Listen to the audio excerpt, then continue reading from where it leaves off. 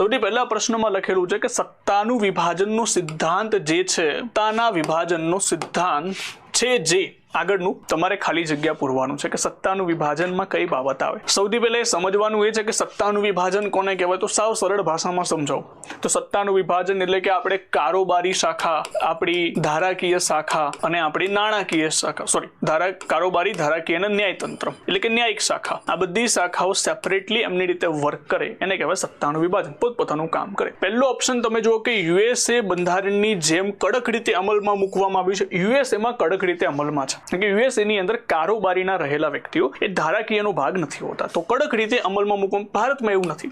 ભારતમાં કારોબારીનો ભાગ રહેલા વ્યક્તિ ધારાસભાનો ભાગ હોય છે. ઠીક છે.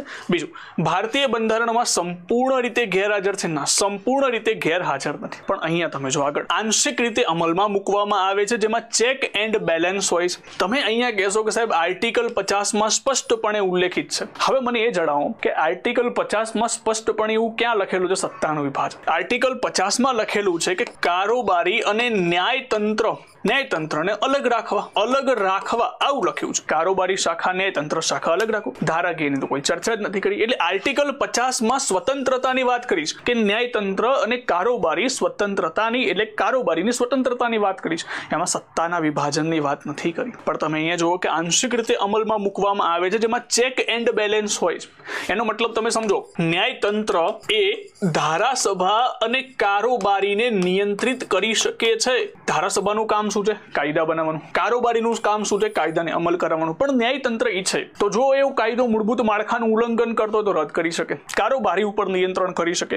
એટલે સાવ સેપરેટ નથી કે ન્યાયતંત્રમાં ધારાકીય કારોબારીની કોઈ બાબત પડખારી જ ના શકો. ના, નિયંત્રણ કરવાની પાવર છે. એટલે આંશિક રીતે અમલમાં છે, પોતપોતાનું કાર્ય કરશે. ધારાસભા કાયદા ઘડવાનું કાર્ય કરશે, કારોબારી અમલમાં મુકાવવાનું કાર્ય કરશે. પણ જો એ મૂળભૂત અધિકારનું ઉલ્લંઘન કરતા હશે, કાં તો મૂળભૂત માળખાનું ઉલ્લંઘન કરતા હશે, તો પછી એને નિયંત્રિત કરવામાં આવશે. આંશિક રીતે અમલમાં મૂકવામાં આવે છે, જેમાં ચેક એન્ડ બેલેન્સ હોય છે.